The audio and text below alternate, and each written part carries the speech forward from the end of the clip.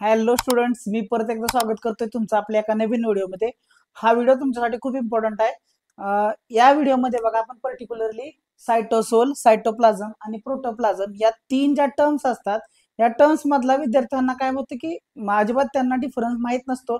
त्याच्यामुळं मी स्टुडंट्स काय करतात, चुका करत असतात. मी तुमच्यासाठी एक नवीन व्हिडिओ घेऊन आलोय ज्याच्यामध्ये तुम्हाला बघा या तिन्ही टर्म्स मधला डिफरन्स मी समजावून सांगणार आहे. तर एकदम सोपं आहे. तर व्हिडिओ नीट बघा आणि व्हिडिओ शेवटपर्यंत बघा. आपण स्टार्ट करूया. तर बघा, पहिल्यांदा आपण बघूया सायटोसोल म्हणजे काय. तर मी तुम्हाला पहिल्यांदा सांगतो सायटोसोल म्हणजे काय. सायटोसोल म्हणजे काय, ठीक आहे. तर सायटोसोल म्हणजे jelly like substance. Jelly like substance. आता बघा, ही सेल वॉल आहे, त्याच्या आतल्या साईडला प्लाझ्मा मेम्ब्रेन बघायला मिळतोय. आणि या प्लाझ्मा मेम्ब्रेनच्या आतमध्ये जे सगळं डॉट डॉट डॉट डॉट काढलेलं आहे त्याला काय म्हणायचं आपण, jelly like substance which is present inside the plasma membrane but without the all cell organelles. बाकी सगळ्या सेल ऑर्गेनेल्सला सोडून द्या. आणि जे वॉटर फ्लुइड लाईक मटेरियल राहते फक्त सगळ्या सेल ऑर्गेनेल्स, जशा की गॉल्जी, ईआर, न्यूक्लियस, रायबोझोम, लायझोझोम आणि मायटोकॉन्ड्रिया, ह्या सगळ्यांना काय करायचं, साईडला काढायचं. आणि जे जेली एक सबस्टन्स राहतोय फक्त त्याला काय म्हणायचं आपल्याला, सायटोसोल म्हणायचं. समजलं. आणि या सायटोसोलचं ठिकाण तुम्हाला समजलं. या सायटोसोलचं फंक्शन तुम्हाला सांगतो. फंक्शन असं आहे की याच्यामध्ये भरपूर साऱ्या मेटाबॉलिक ऍक्टिव्हिटीज चालतात बघा. मेटाबॉलिक ऍक्टिव्हिटीज लाईक ग्लायकोलायसिस, त्याच्यानंतर सिग्नल ट्रान्सडक्शन असू द्या, यांसारख्या महत्वाच्या खूप साऱ्या महत्वाच्या गोष्टी सायटोसोल मध्ये चालू असतात. हे फंक्शनिंग आहे सायटोसोलचं. आता बघा, तुम्हाला दुसरी टर्म सांगतो. दुसरी टर्म आहे आपली सायटोप्लाझम.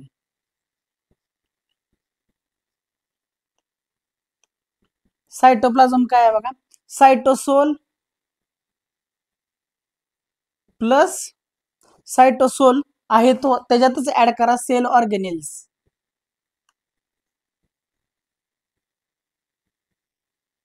सेल ऑर्गेनेल्स ऍड करा, पण कुठली ऍड करायची नाही, विदाउट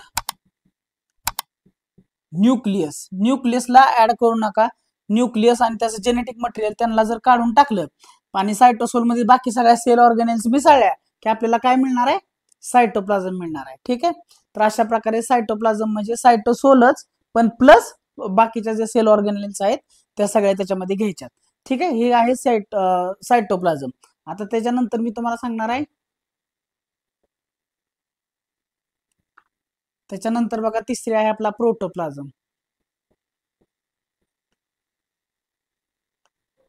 प्रोटोप्लाझम मध्ये आता काय होणार बघा, परत सायटोसोल प्लस सेल ऑर्गेनेल्स प्लस आता त्याच्यामध्ये परत ऍड करायचा न्यूक्लियस विथ जेनेटिक मटेरियल. तर ह्याला काय म्हणणार आहे आपण, whatever material it is present inside the cell membrane it is called as protoplasm. So protoplasm ही सगळ्यात मोठी म्हणजे संज्ञा आहे किंवा संज्ञा किंवा टर्म आहे म्हणा. त्याच्यानंतर त्याच्यापेक्षा छोटी टर्म कुठली आहे सांगा, दॅट इज आपला सायटोप्लाझम.